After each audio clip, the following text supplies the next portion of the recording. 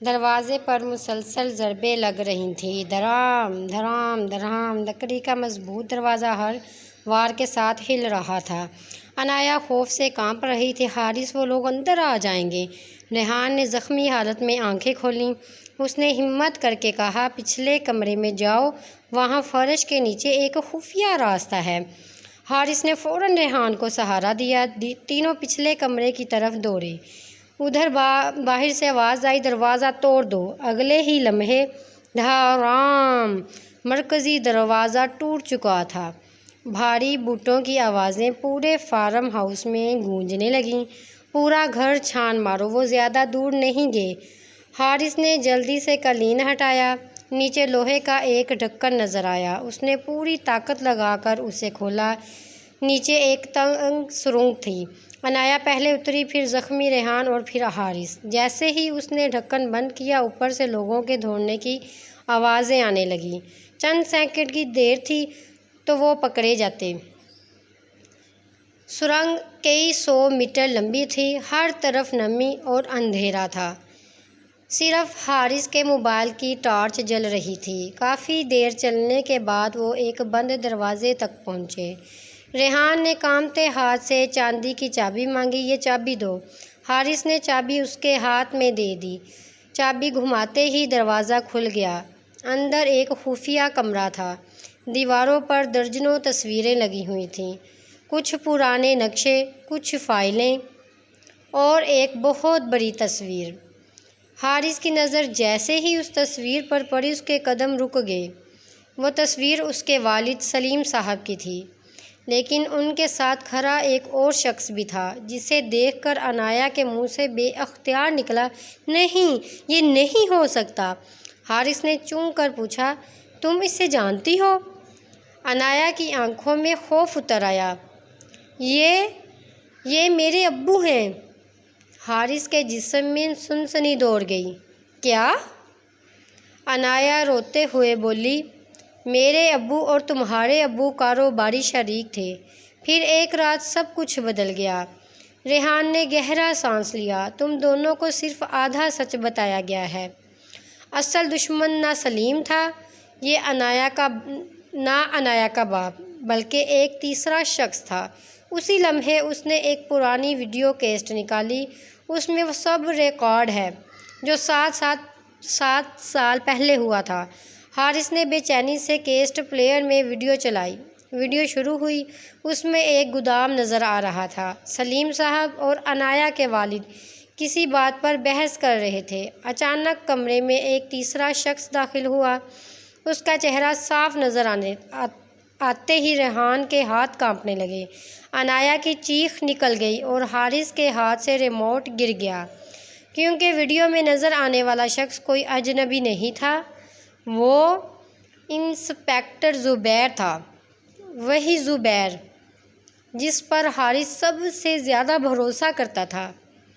Video میں زبیر نے پستول نکالی اور دونوں آدمیوں کی طرف تانتے ہوئے کہا، آج کے بعد ساری دولت صرف میری ہوگی۔ ویڈیو یہیں ختم ہو گئی۔ کمرے میں ایسی خاموشی چھا گئی کہ تینوں کی سانسوں کی آواز بھی سنائی دے رہی تھی۔ حارث کو یقین نہیں آ رہا تھا، اس کا سب سے قابل اعتماد دوست آخر دشمن کیسے ہو سکتا تھا؟ مگر اسی لمحے کمرے کے باہر کسی نے تالیاں بجائیں۔ ٹھک ٹھک ٹھک، ایک مانوس آواز گونجی، آخر کار تم لوگ سچ تک پہنچ ہی گئے۔ دروازہ آہستہ آہستہ کھلا اور سامنے انسپکٹر زبیر مسکراتا ہوا کھڑا تھا۔ اس کے ہاتھ میں پستول تھی اور اس نے مسکرا کر کہا، اب افسوس صرف ایک بات کا ہے کہ تم میں سے کوئی بھی اس کمرے سے زندہ باہر نہیں جائے گا۔ زبیر کے ہاتھ میں پستول تھی اور اس کے چہرے پر ایک عجیب سا سکون۔ آخر کار وہ مسکرایا۔ 7 سال کی محنت رنگ لے ہی آئی۔ حارث نے غصے سے کہا، میں نے تمہیں اپنا بھائی سمجھا اور تم ہی ہمارے دشمن نکلے۔ زبیر ہنسنے لگا۔ وہ ایسی ہنسی تھی جس میں نہ پچھتاوا تھا اور نہ رحم۔ بھائی، اس دنیا میں صرف ایک رشتہ ہوتا ہے حارث، اور وہ ہے طاقت کا۔ ریحان زخمی حالت میں دیوار کا سہارا لے کر کھڑا ہوا۔ زبیر، تم نے سلیم صاحب کے ساتھ غداری کی تھی۔ زبیر نے بے پرواہی سے کندھے چکائے۔ غداری نہیں سودا، مجھے صرف دولت چاہیے تھی اور تم سب میرے راستے کی رکاوٹ تھے۔ عنایہ نے غصے سے کہا، میرے ابو نے تو ہمیشہ تم پر بھروسہ کیا تھا۔ زبیر نے کہکا لگایا، اسی بھروسے نے تو انہیں مروا دیا۔ یہ الفاظ سن کر عنایہ کی آنکھوں سے آنسو بہنے لگے۔ حارث کا خون کھول اٹھا۔ کم از کم یہ تو بتاؤ میں کون ہوں؟ زبیر چند لمحے خاموش رہا، پھر آہستہ آہستہ اس کے قریب آیا۔ تم واقعی سچ جاننا چاہتے ہو؟ حارث نے اس بات میں سر ہلایا۔ زبیر نے جیب سے ایک پرانی تصویر نکالی۔ تصویر میں ایک خاتون کی گود میں 2 نوزائیدہ بچے تھے، دونوں ایک جیسے چہرے، ایک جیسی آنکھیں۔ حارث حیرت سے تصویر دیکھتا رہ گیا۔ زبیر نے کہا، تم اکیلے پیدا نہیں ہوئے تھے، تمہارا ایک جڑواں بھائی بھی تھا۔ حارث کے ہاتھ کانپنے لگے۔ کیا؟ ہاں، اور جس شخص کو تم نے پہلی رات آئینے کے سامنے دیکھا تھا وہ کوئی سایہ نہیں تھا، وہ تمہارا جڑواں بھائی تھا۔ عنایہ حیرت سے حارث کی طرف دیکھنے لگی۔ مگر وہ کہاں ہے؟ زبیر کی مسکراہٹ اور گہری ہو گئی۔ زندہ ہے اور پچھلے 7 سال سے میرے ساتھ ہے۔ یہ سن کر حارث کے قدم لڑکھڑا گئے۔ ناممکن! اگر وہ زندہ تھا تو مجھے کیوں نہیں بتایا گیا؟ ریحان نے آہستہ سے کہا، کیونکہ تمہارے والد نے تم دونوں کو الگ کر دیا تھا۔ انہیں معلوم تھا کہ اگر تم دونوں ایک ساتھ رہے تو دشمن تمہیں بھی قتل کر دیں گے۔ حارث کی آنکھیں نم ہو گئیں۔ تو میرا بھائی کہاں ہے؟ زبیر نے انگلی دروازے کی طرف اٹھائی۔ وہیں۔ آہستہ آہستہ ایک شخص کمرے میں داخل ہوا۔ حارث نے جیسے ہی اس کا چہرہ دیکھا اس کی سانس رک گئی۔ وہ بالکل اسی جیسا تھا، ایک ہی چہرہ، ایک ہی قد، مگر آنکھوں میں عجیب سی سرد مہری۔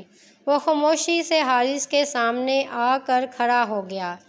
کچھ لمحے دونوں ایک دوسرے کو دیکھتے رہے، پھر اس اجنبی نے دھیرے سے کہا، میرا نام ہادی ہے اور میں تمہارا بھائی ہوں۔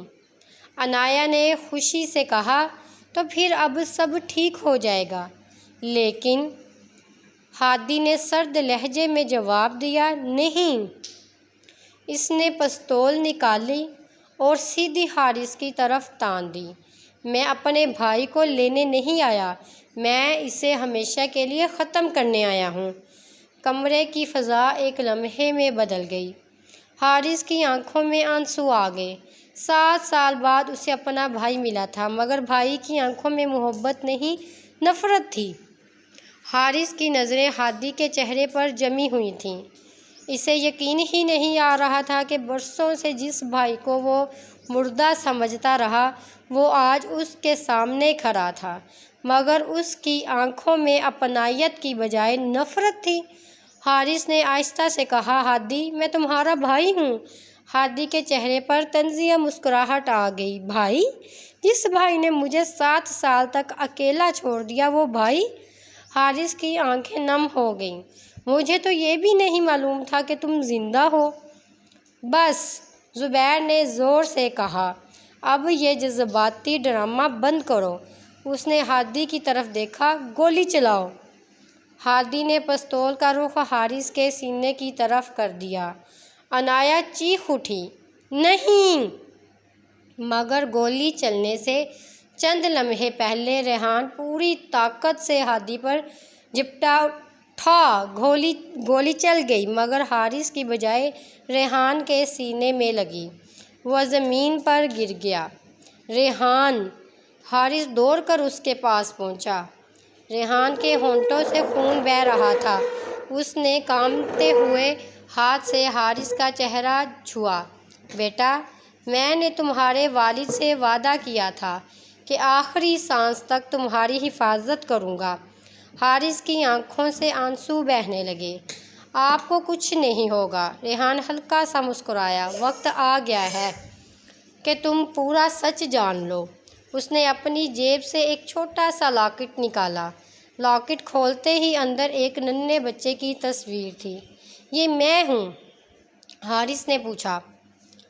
ریحان نے نفی میں سر ہلایا۔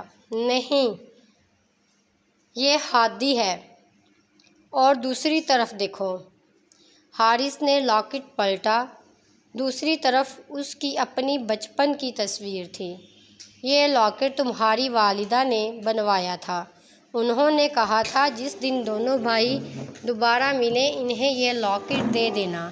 یہ کہتے ہوئے ریحان کی آنکھوں سے آنسو بہنے لگے۔ ادھر زبیر غصے سے چیخا۔ بہت ہو گیا!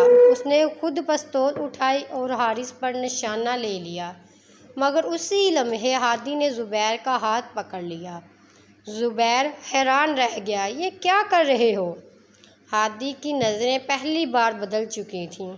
وہ لاکٹ کو دیکھ رہا تھا۔ اس کے ذہن میں اچانک بچپن کی دھندلی یادیں ابھرنے لگیں۔ ایک عورت اسے سینے سے لگا کر لوری سنا رہی تھی۔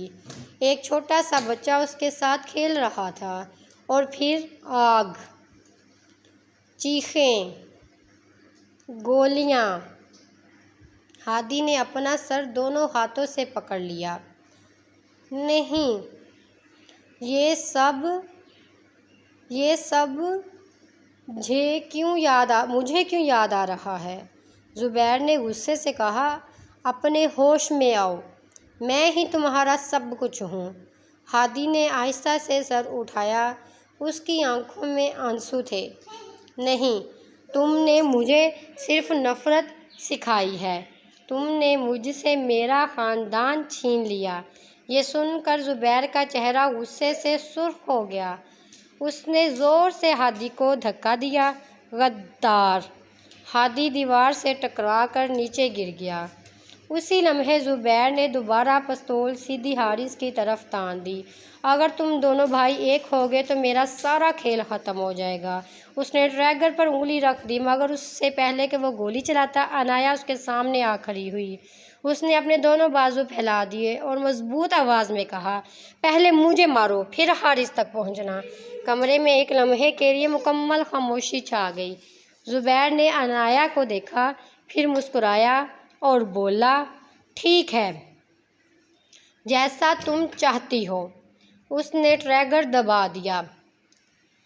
ٹھا! گولی چلنے کی آواز پورے خفیہ کمرے میں گونج اٹھی۔ عنایا نے بے اختیار اپنی آنکھیں بند کر لیں، مگر چند لمحوں بعد جب اس نے آنکھیں کھولیں تو وہ حیرت سے ساکت رہ گئی۔ گولی اس سے نہیں لگی تھی۔ اس کے سامنے ہادی کھڑا تھا۔ اس نے آخری لمحے میں عنایا کو دھکا دے کر خود گولی اپنے کندھے پر کھا لی تھی۔ وہ لڑکھڑایا اور زمین پر گر گیا۔ حارث دوڑ کر اس کے پاس پہنچا۔ ہادی درد سے کراہتے ہوئے مسکرایا۔ شاید ایک بھائی ہونے کا قرض آج ادا ہو گیا۔ حارث کی آنکھوں سے آنسو بہنے لگے۔ اس نے پہلی بار اپنے بھائی کو گلے سے لگا لیا۔ اب کچھ نہیں ہوگا، میں تمہیں کچھ نہیں ہونے دوں گا۔ یہ منظر دیکھ کر زبیر غصے سے پاگل ہو گیا۔ محبت، خاندان، رشتے، مجھے ان سب سے نفرت ہے۔ اس نے دوبارہ پستول اٹھائی، مگر اس بار حارث تیار تھا۔ وہ بجلی کی رفتار سے زبیر پر جھپٹا۔ دونوں زمین پر گر گئے۔ پستول فرش پر دور جا گری۔ دونوں میں شدید ہاتھ پائی شروع ہو گئی۔ زبیر عمر میں بڑا تھا، مگر حارث کے اندر برسوں کا غصہ جمع تھا۔ عنایا نے فوراً پستول اٹھانے کی کوشش کی، لیکن زبیر نے اسے دیکھ لیا۔ اس نے جیب سے ایک چھری نکالی۔ اگر یہ پستول میرے ہاتھ نہ آئی تو یہ چھری کافی ہے۔ وہ عنایا کی طرف لپکا۔ اسی لمحے ہادی، جو زخمی حالت میں زمین پر پڑا تھا، پوری طاقت سے اٹھا۔ اس نے زبیر کا ہاتھ پکڑ لیا۔ چھری کا رخ بدل گیا۔ دونوں لڑکھڑاتے ہوئے خفیہ کمرے کی سیڑھیوں کی طرف جا گرے۔ زبیر نے ہادی کو زور سے دھکا دیا۔ ہادی کی سیڑھیاں! حارث چیخا۔ غصے میں اس نے زبیر کے چہرے پر زوردار مکہ مارا۔ زبیر دیوار سے جا ٹکرایا۔ اسی لمحے ریحان نے آخری ہمت جمع کی۔ وہ فرش پر پڑی پستول تک رینگتا ہوا پہنچ گیا۔ اس کے ہاتھ کانپ رہے تھے۔ اس نے پستول اٹھائی اور زبیر کی طرف نشانہ لے کر کہا، یہ سلیم صاحب کی امانت کا انصاف ہے۔ ٹھا! گولی سیدھی زبیر کی ٹانگ میں لگی۔ وہ درد سے چیختا ہوا زمین پر گر پڑا۔ اسی وقت اوپر سے پولیس کی آوازیں سنائی دینے لگیں، کوئی حرکت نہ کرے۔ پولیس دروازہ توڑ کر اسپیشل فورس اندر داخل ہوئی۔ زبیر نے بھاگنے کی کوشش کی مگر زخمی ہونے کی وجہ سے وہ چند قدم بھی نہ چل سکا۔ ایک افسر نے اسے ہتھکڑی لگا دی۔ زبیر نے آخری بار حارث کی طرف دیکھا اور ہنسنے لگا۔ وہ ہنسی عجیب تھی، جیسے اسے شکست کا افسوس ہی نہ ہو۔ وہ آہستہ سے بولا، تم لوگ جیت گئے، لیکن اصل مالک ابھی زندہ ہے۔ حارث چونک گیا۔ کون اصل مالک؟ زبیر نے جواب دینے کی بجائے جیب سے ایک چھوٹا سا کاغذ نکالا۔ اس پر صرف ایک لفظ لکھا تھا، سایہ۔ حارث نے بے چینی سے پوچھا، یہ سایہ کون ہے؟ زبیر مسکرایا، جس دن تم اس سے ملو گے اس دن تمہیں احساس ہوگا کہ میں صرف ایک مہرہ تھا۔ یہ کہہ کر وہ خاموش ہو گیا۔ کمرے میں موجود ہر شخص ایک دوسرے کو دیکھنے لگا۔ کہانی ختم ہونے کے قریب تھی مگر ایسا لگ رہا تھا جیسے ایک اور بھی بڑا راز ابھی باقی ہے۔ پولیس زبیر کو گرفتار کر کے لے جا رہی تھی۔ دروازے سے نکلتے ہوئے وہ ایک بار پھر رکا۔ اس نے حارث کی طرف دیکھا اور مسکرا کر کہا، تم واقعی سچ جانتے ہو تو اپنے والد کی پرانی حویلی کے تہہ خانے میں جانا، وہیں تمہیں سایہ ملے گا۔ یہ کہہ کر وہ خاموشی سے چلا گیا۔ 2 ہفتے بعد ہادی کی طبیعت کافی بہتر ہو چکی تھی۔ ریحان بھی خطرے سے باہر تھا، لیکن حارث کے ذہن میں ایک ہی سوال تھا، آخر سایہ کون ہے؟ لیکن شام وہ عنایہ، ہادی اور ریحان کے ساتھ اپنے آبائی گھر پہنچا۔ گھر برسوں سے بند تھا۔ گرد سے اٹے ہوئے کمروں میں ماضی کی خاموشی بسی ہوئی تھی۔ وہ تہہ خانے میں اترے۔ وہاں ایک پرانے لوہے کی الماری رکھی تھی۔ حارث نے چاندی کی چابی نکالی، تالا کھولا۔ الماری کے اندر صرف ایک لکڑی کا صندوق رکھا تھا۔ اس کے اوپر ایک خط پڑا تھا۔ خط پر لکھا تھا، میرے بیٹو، اگر تم یہ خط پڑھ رہے ہو تو اس کا مطلب ہے کہ میں اس دنیا میں نہیں رہا۔ حارث نے لرزتے ہاتھوں سے خط کھولا۔ یہ اس کے والد سلیم صاحب کا خط تھا۔ خط میں لکھا تھا، میرے بچوں، میں جانتا تھا کہ ایک دن تم دونوں ضرور ملو گے۔ اگر تم یہاں تک پہنچ گئے ہو تو سمجھ لو کہ تم نے نفرت پر محبت کو جیت دیا ہے۔ تم جس سایہ کو ڈھونڈ رہے ہو وہ کوئی انسان نہیں بلکہ لالچ، نفرت اور اقتدار کی وہ خواہش ہے جو انسان کو درندہ بنا دیتی ہے۔ زبیر اسی سائے کا شکار ہوا۔ میں چاہتا تھا کہ تم دونوں انتقام نہیں، انصاف کا راستہ چنو۔ اگر تم نے ایک دوسرے کو معاف کر دیا تو میں بہت خوش ہوں۔ حارث کی آنکھوں سے آنسو بہنے لگے۔ اس نے خط ہادی کی طرف بڑھا دیا۔ ہادی بھی خاموشی سے پڑھتا رہا، پھر وہ آہستہ آہستہ حارث کے قریب آیا۔ بھائی، مجھے معاف کر دو۔ حارث نے ایک لمحہ بھی ضائع نہ کیا۔ اس نے ہادی کو مضبوطی سے گلے لگا لیا۔ قصور تمہارا نہیں تھا، تمہیں نفرت سکھائی گئی تھی۔ عنایہ یہ منظر دیکھ کر رو پڑی۔ ریحان نے آسمان کی طرف دیکھا اور دھیرے سے کہا، سلیم صاحب، آپ کی امانت محفوظ رہی۔ 6 ماہ بعد حارث، عنایہ اور ہادی نے مل کر اپنے والدین کے نام سے ایک فلاحی ٹرسٹ قائم کیا۔